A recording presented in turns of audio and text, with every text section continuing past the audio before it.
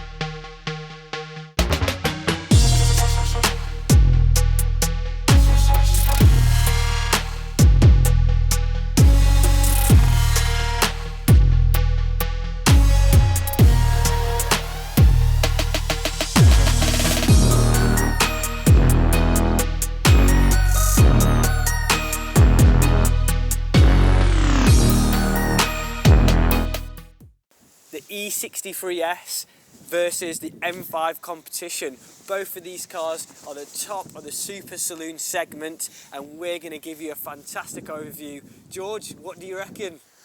You're probably watching this and thinking, how have they gone on holiday during COVID? They're in the Baltics, they're in the Arctic Circle. We're not. We're in Huddersfield. I've got gloves on. You don't understand the wind chill that I'm feeling right now. I think it's about -10, George, at least. It's about -10, but whatever we can do to get content to you. Yeah, so the Mercedes-Benz versus the BMW M5 competition, probably the two best cars we have in stock as a comparison. I have to agree. Absolutely fantastic, absolute power monsters, and of course the E63S is the better car. Well, I think I'll disagree with that one. From the pure driving performance and sheer pleasure, I think the M5 comp has got you on that one. Well, maybe, but if you are watching this and you're thinking, what exactly are we going to be doing? We're going to be testing these cars on their power, on their interior, how the cars sound, and the overall practicality of them as well. So why don't you introduce your car then? Why don't you tell us a little bit about it, Jamal? So this is the M5 competition. It's a 2018 spec, and what a beautiful car this is. It's got the gloss black trims, and a competition spec gives it the full 617 brake horsepower. And that really puts it, I think, a margin ahead of the E63. Look at him getting him in already. Just so you know, we're not even speaking about it yet. But in terms of BMW, the interior on this car as well, for me, is just such a step above the last generation of the M5. Again, first time BMW have introduced the four-wheel drive system, which is configurable, so you can have rear wheel or four-wheel drive. We would recommend four-wheel in this weather. And again, overall 4 doors, so 5 seats. You can take your family, your friends, anywhere you want to go, and you can track the car as well. So best of both worlds. So tell us about your car, George. I mean, pretty much the same. I mean, you've just said it. It's very comparable in that aspect, except the Mercedes looks nicer. Yeah, I mean, 2 V8 engines is always nice to have in this day and age, isn't it, Jamal? So yeah, a 4 litre, well, 3.982 litre V8 bi-turbo engine, which produces 604 brake horsepower, and you're looking at about 672 pounds of torque as well, which is incredible numbers. But then you come in with your 617, and it sort of dampens it a little bit. But towards the interior, I much prefer AMG interior to that BMW interior. I've done a review on that car, and it's sensational in there, but I do love AMG interior. I think they get it so right. Again, it's got the 4-wheel drive system, but you can tinker with it. You can make it 2-wheel, which we're not going to do today because we are in the Arctic Circle.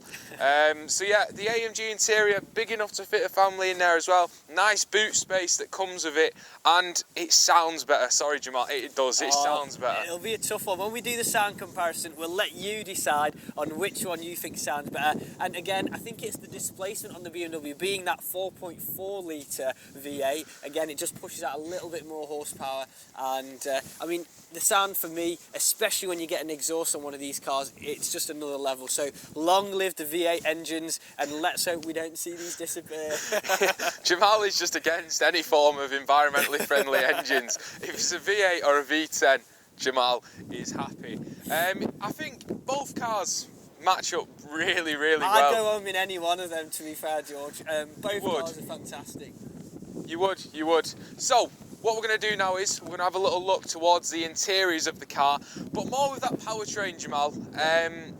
Your transmission, your actual engine power, where's it coming from? So the M5 competition, it's got an 8-speed, fully automatic, also adjustable on the gear selector. So the gear speed is very, very fast on these newer cars. I think the E63S has actually got an extra gear.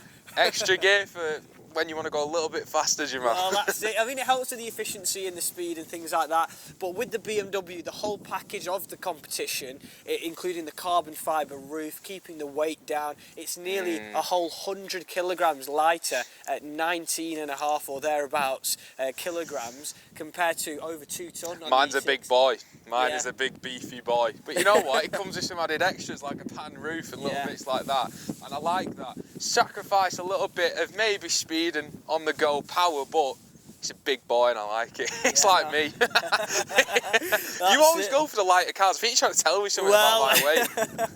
I think the M5 is just a lot more suited to my preference. But again, even with the wing mirrors, you've got the M-style wing mirrors. They're very, very nice and again folding. I think to me as well, you've got the front and rear cameras on this. You've got the 360 sensors. You've got the massage heated and cooled seats. So you're not lacking on some of the premium side that you might think of Merc will have over a BMW. So when you're in the cockpit, there's nothing that's lacking, and in my opinion the M5 Comp is one of the best cars on retail right now.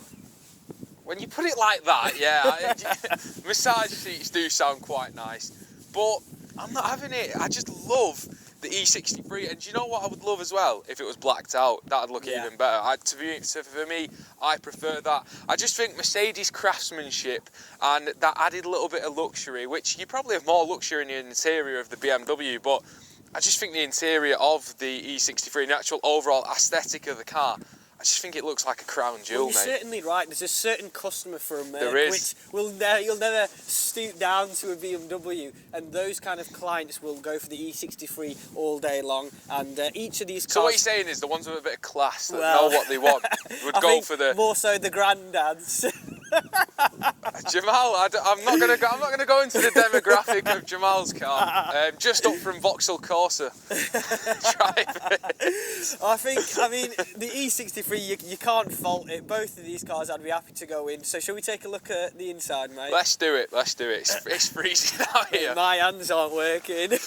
So now we're in the cockpit of the M5 competition, and I feel like I'm in a fighter jet. I've got my favourite colour on for this car. I feel like the green ambient lighting looks fantastic, and you've got a selection of different colours that you can choose in this cockpit. Now, where to begin? I think let's look at the driver's area. So you've got this beautiful steering wheel, quite thin, which I prefer. Newer BMWs, they're quite thick, the steering wheels. You've got heated function on there, so the steering wheel will feel absolutely gorgeous on your mornings out. You've got different functions for your cruise control and different sort of modes for your sat-nav, etc. And you can actually speak to the BMW as well, which we won't do because we know what happens when we do that. You've got your M1 and M2 button, so when you press these you'll actually go into a full race setting, and that's driver configuration, so your traction control and things like that. So we'll keep that on for now. So that is like a memory function, isn't it? For the memory function for how you want the car to behave. So at any time, if you just want to put it into race mode, you can do that again, or into comfort mode. That is such a cool feature. It's like little NOS buttons, isn't it? Exactly. And the way that they've made these look is just beautiful. So it's red and really stands out. You've got the paddle shifts behind here, finished in this silver aluminium, which is also fantastic. Now moving on sort of to the main area, so you've got your dials, but they are all digital. So if you were to sort of change the different Sport Plus, it doesn't really change the configuration in terms of the design or anything like that, but you will get different features, and your lane assist all show themselves there. So quite a natural display, something that a BMW enthusiast will be used to seeing. Again, as you may have heard in the M140 review, you've got your speed, you've got your rev counter, and that is it. So it keeps it very focused.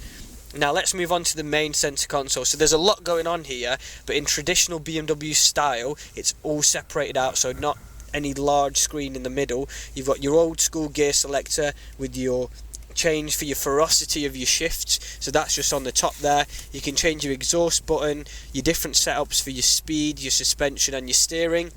It's also got an auto hold feature, so if you stop at the traffic lights, you'll be used to the fact that the car can hold you. So really a lot of tech in here. Looking at this screen, only in the M5 do you get the digital display, and you can actually put ventilated, cooled seats on. You can put your heated seats on as well, and change again all your fan speeds and things. So very, very luxurious, but again in a very neat and tidy package, which I think suits the M5 competition very well.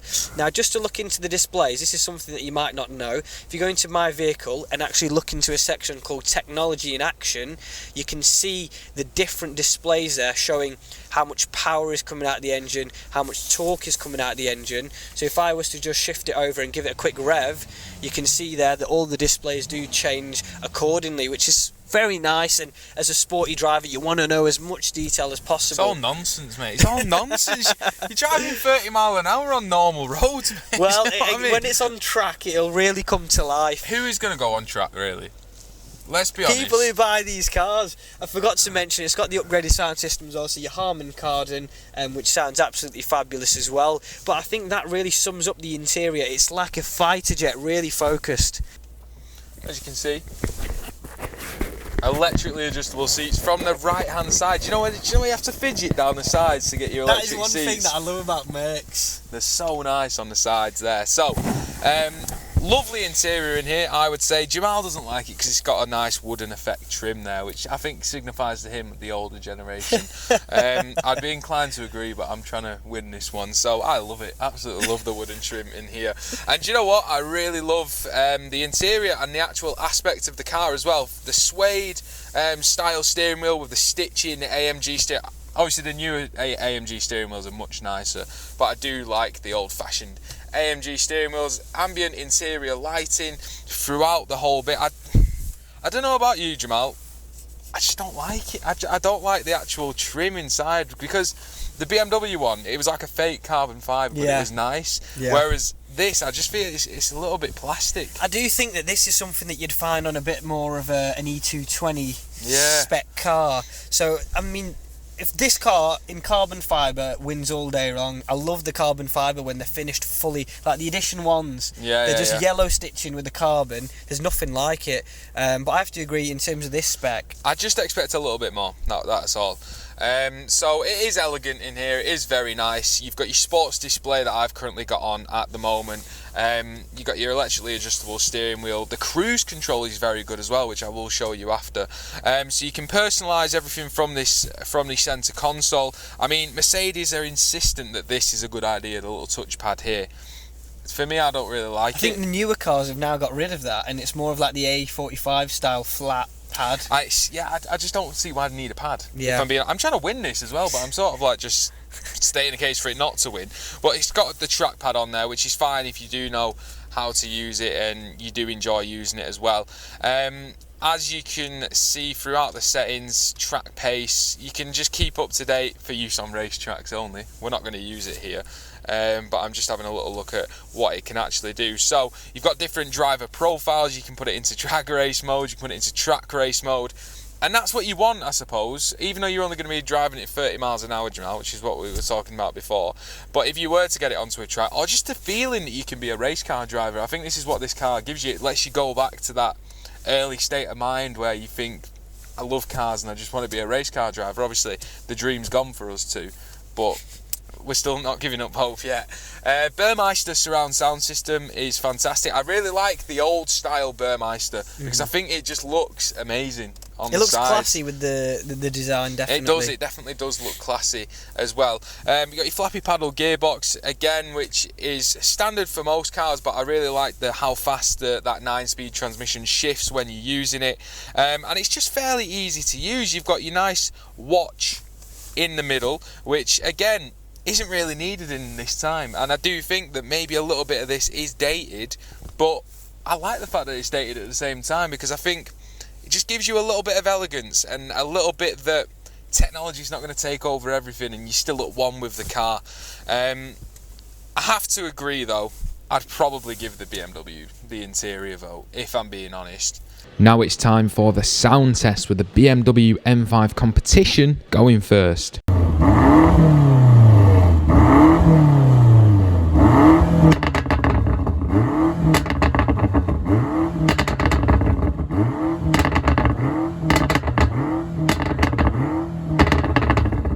that was alright, Jamal, but now it's the E63S's turn, and believe me, this sounds like an absolute monster.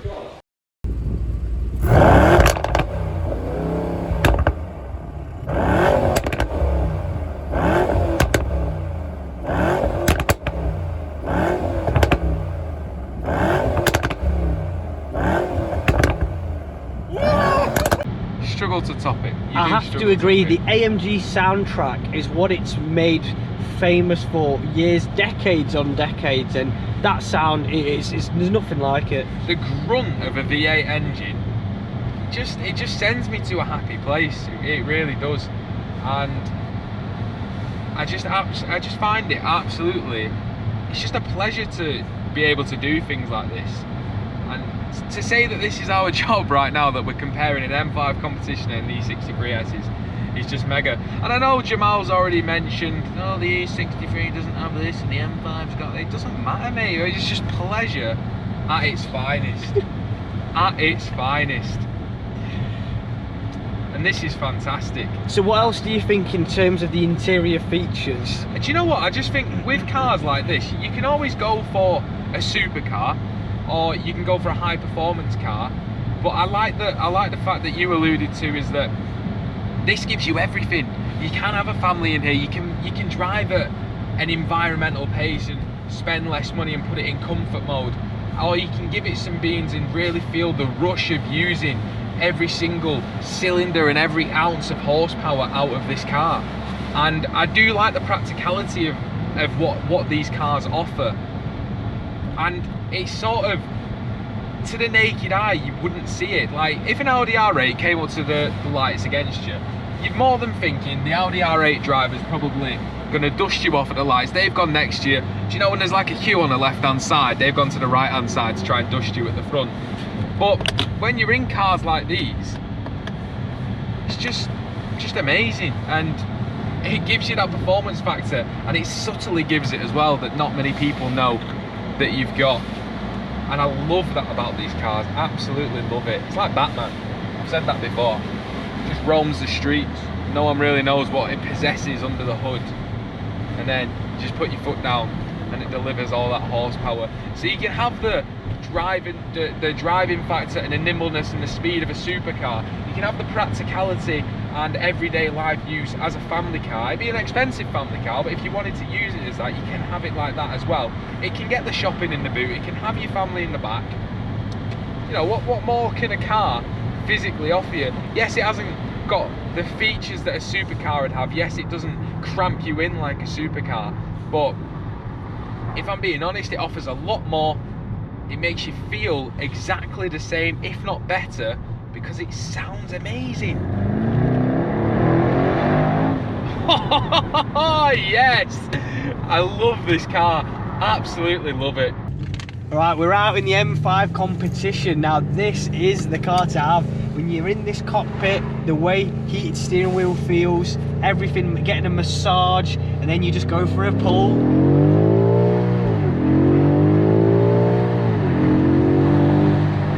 Now there's nothing better than feeling the 4.4 litre V8 engine working for you, all that torque, all that traction with the four-wheel drive. It's absolutely special. I don't think even the E63 can come close to the way that this car delivers its performance, and it puts its power down. The car never spins out, it never sort of moves around, and that's coming from a BMW fanboy. Something that you would always think a BMW would do is back end out, where's the car going, feeling afraid of what's going on. So I think this car remedies a lot of the issues with your regular BMWs, and for me that's why this takes BMW into another realm. Now obviously with the M3 and the new M4, they're going four-wheel drive as well, so that's a first for the smaller saloons and coupes from BMW. So that's something that they've learned from the M5. This formula that they've put into the smaller cars, they just know it works. And obviously, like the last gen, it was only rear wheel. They've learned, they've moved that forward. And what more can I say about the way that the power delivery feels? It's just sublime. Now again, with the interior, we've touched on that, but when you're in your actual driving seat, moving forward in the car, everything's just where you want it. There's no weird gizmos that you have to play with. Your buttons are right in front of you, your displays are showing you exactly what's needed, and ease of driving is a massive factor that is overlooked, in my opinion, with a lot of cars. You can put a million different things in the vehicle, you can change the way the layout is, but if it's not intuitive, then it's just not working. And that's why for me the BMW really stands out on its own in that regard. Well, what a shootout that was, George. Two of the super saloons head to head. I mean, what an experience for both of us just to be able to do this, Jamal, and call it work. But at the same time, what a noise and what a driving experience from the Mercedes. It wins hands down. I think being so definitive about an answer, you'll have to say you are being biased, because the M5, it streaks ahead. I don't disagree with you. The E63S is a fantastic car, but this one lacks the spec. The interior is a bit dated. Sorry, what spec does it sounds What awesome. spec does it lack? I mean, it lacks the interior spec, massage. Okay, that's fine. So what you're saying is it lacks the spec of the interior. It's got a panoramic roof, which yours doesn't. Weight saving is 100. Weight saving, okay, that's fine. But this one gives you raw driving pleasure, which the BMW can't match, mate. Well, For some I think reason, it's more so no, it isn't. The BMW No way. is the one with the raw driving pleasure. Reese is the cameraman, and he said it was better to be in the Mercedes, and I think I got that across because it makes you feel better. I've drove them both. The Mercedes has the better sound. It's got the AMG sledgehammer. I'm not taking anything from it. George's being a bit defensive. It's got the better pull as well. The pull off in the Mercedes. Well, the 0 to 60 is faster on the exactly, M5. and it doesn't matter, mate. The pull on the Mercedes just feels The better. pull is a 0 to 60. No, I mean the way it makes you pull back in your seat. Well, the 0 to 60 time being The faster. 0 to 60 time is faster. But But I've been in both cars. I've been in both cars, and the Mercedes just launches you back better than the BMW does. It makes you feel better. I'm not on about numbers, Jamal. I'm on about how it purely makes you feel. But we're never going to come to a conclusion. We're never going to come to a conclusion. They're both great cars. I think we need to let the audience decide. Fantastic cars, both available at Enkae for one. And we do need to let the audience decide. So we want to know in the comments below what you think about these two cars. Which one would you buy? Which one do you think is better? And also, have you enjoyed this type of content? Because we want to make more videos like this, and we want to know what you want to see pitted against each other. I think it may be an A45 versus an RS3 next, Jamal. Maybe that's a great option, or C63 and M3. We've got so many cars to choose from. Have a look at our website for our stock list as well, and get in touch with our sales team if you want to buy your dream car. But just before we go, we want to say subscribe to the channel if you are new around here, like the video as well, and like we say, give us some love on our social medias. All the links will be in the description below. But from me and Jamal, say goodbye, Jamal. Thank you guys, take care.